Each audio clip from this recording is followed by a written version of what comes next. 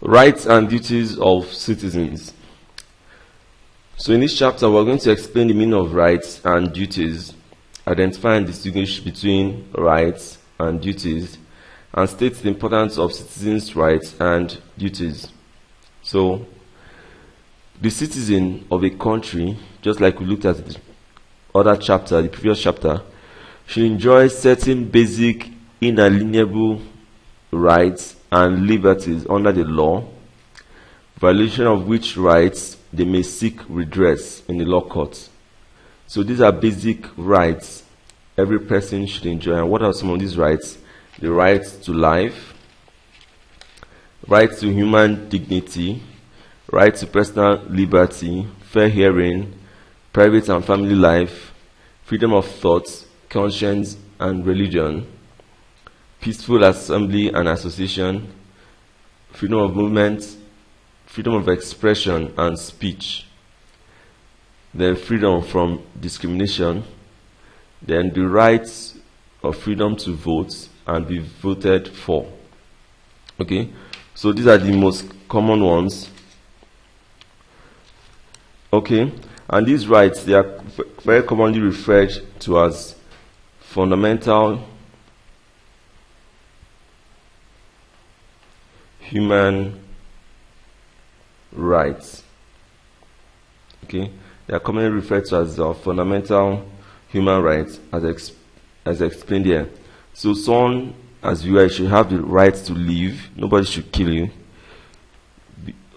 Be treated as a human being in the society and not like an animal. You have the right to dignity, personal liberty, fair hearing. If something happens, you should have a fair hearing. Explain for yourself what you saw. Nobody should forcefully remand you or take you to the prison without first hearing from you what happened. The right to private life and also family life. No one should deprive you of these rights.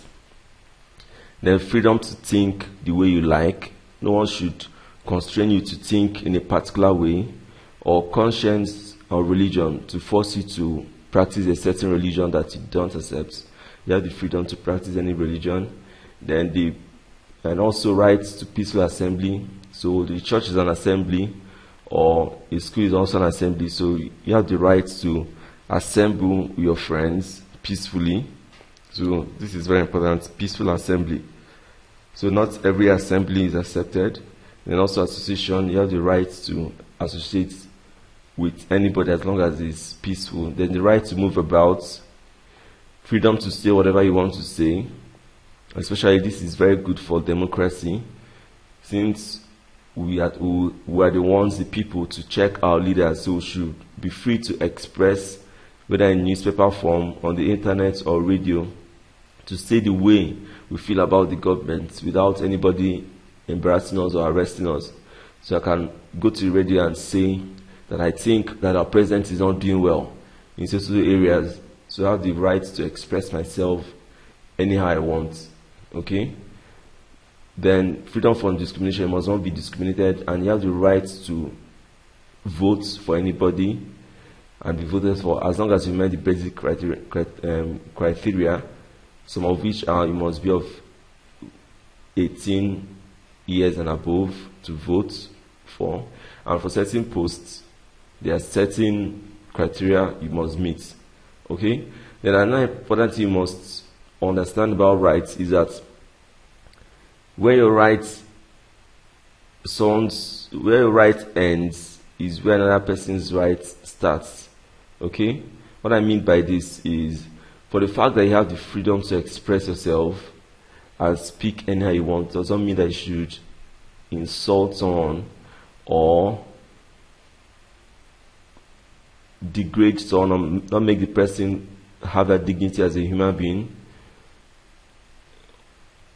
Okay? So I don't have the right to come openly and insult anybody the way I want or discriminate, because I have the freedom to do anything I want. Okay? So your freedom must not encroach into another person's freedom. Okay, that's an important thing to note about this. Okay, then before we go to the next concept in this, there are certain situations where our rights are limited. Okay, so I want us to look at some of these situations. Number one is a situation of war. Okay, so during war, we may not have the right to move about the way we want. We may not even have the right to assemble, okay, or associate freely. We now have some of them, obviously, you just think about it. For example, expression, freedom of expression may be limited in some situations, as we mentioned, war. Okay, also, in situations of curfew, when curfew is declared in an area due to excessive kidnapping or bombings or something, and curfew is declared, and they say it's from 7, once it's 7 p.m., 7 in the evening, nobody should be seen outside. So that means our freedom to move about from 7 p.m. is restricted. Okay? So I'm also talking about citizenship. If you are not a citizen of a country, you may not have the right to vote and be voted for. You may not have that freedom of expression, speech may be limited. Okay? Then in some countries, the freedom of religion is totally restricted. The government tells you the only acceptable religion in the country. Okay? Now let's go to duties. Now, civic obligations are duties that are stated by the law of the society or community or country. There are some, okay, these are obligations, that duties expressed by the law that we must keep, and there are some other duties which are unsolicited, which we call unsolicited obligations. Okay, we'll look at these unsolicited obligations later.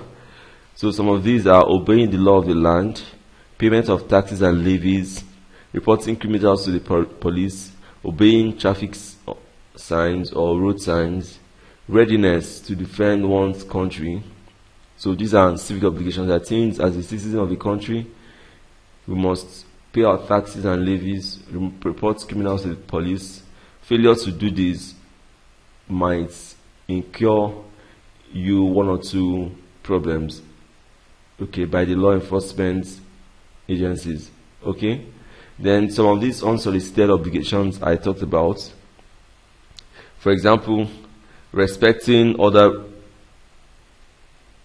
road users to avoid accidents, giving alms to beggars, rescuing accident victims, stopping a running tap to avoid waste of water, switching off any appliance, electrical appliance that are not used it for. These are unsolicited. They are not demanded of by the law, but as a good citizen, we should, when you see a running tap, you should turn it off, or any electrical appliance that is consuming unnecessary power, they should be turned off, or you see people in need, you should help them. The law does not require that, but there are things that your conscience should tell you to do.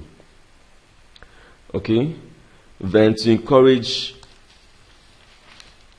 this, or to help make the society better, we have voluntary organizations, and they are humanitarian organizations that render services free of charge for the good of our society. Some of them are the Boy Scouts, Girls Guide, and also we have Boys Brigade and Red Cross Society. Let's look at some of them. The Boy Scouts was a movement. It was founded in 1907 by a man called Lord Baden-Powell in 1907 in England. Okay. Then the Girls Guide was founded by this man's wife. Okay. And the objective was to, the motto of the organization was "Be Prepared," and it came to Nigeria in 1914, but was registered in 1960 as a voluntary organization. As I told you before, the motto of the organization was "Be Prepared," and every member was supposed to be obedient, smart, friendly, helpful, and brave. So the functions of the Scouts was to maintain peace and order in public gatherings, to bring up youths to be very useful and helpful in the society, to prevent preliminary health, to give preliminary health services like first aid treatment to the sick, and to inculcate in the youth basic skills that will help them in the future, to train the youth to be good citizens, good leaders, and to show good character in society. So this applied to the Boy Scouts and also the Girls Guide. So as a member of the Boy Scouts, Girls Guide, Boys Brigade, and also the Red Cross Society, they were required to learn first aid, which is the first help given to an injured person before taking the person to the hospital. Okay, so those are the requirements. As a member, you are expected to learn all these things. Okay, so we've talked about Boy Scouts and the Girls Guide. Then the Boys Brigade was founded in 1883 by Sir William Smith. Okay, so you should learn all these names because they always come out in the examination. Sir William Smith, and it was founded in Scotland, a place called Glasgow, Scotland. Okay, so the organization was formed to help check the corrupt and unclean behaviors that were claiming the lives of the youths in Scotland. Then the functions of the Boys Brigade helping to maintain the law and order at functions organized by the church. It was first attached to a church, which was Christ's Kingdom. Okay, then another function to inculcate in the youth the spirit of self-discipline and self-respect, to develop and help the mental, physical, moral, and spiritual abilities in the youth, undertaking religious and social functions. Okay, then we also have another one, the Red Cross Society. Red Cross Society was founded in the year 1863 by a man named John Henry Dunant. Was founded at Geneva, which is in Switzerland. Okay, it's an international organization and today has its headquarters in Geneva. It is established all over the world to help alleviate human suffering. So we always find this Red Cross Society in places of war to take care of the wounded. They establish motherless babies' homes in some places, employ doctors, nurses, and workers to take care of such unfortunate babies. So you find them today at Ebonyi. If you go to Ebonyi State, due to some health challenges, they are still present there. Find them still at Onitsha, in Nigeria. Okay, their motto is charity in war. Okay, so that's the motto of the Red Cross Society, charity in war. Okay, so some other functions of the Red Cross Society: provide food, clothing, shelter, and medical care to those in need. They give help to hospital patients. They help hospitals that have emergencies by giving them blood on loan through their blood bank. They enlighten us on some home nursing and how to prepare our children for parenthood. They also contribute immensely to community development. Okay, so this brings us to the end of the chapter. Now click on Start Quiz and answer all the questions following.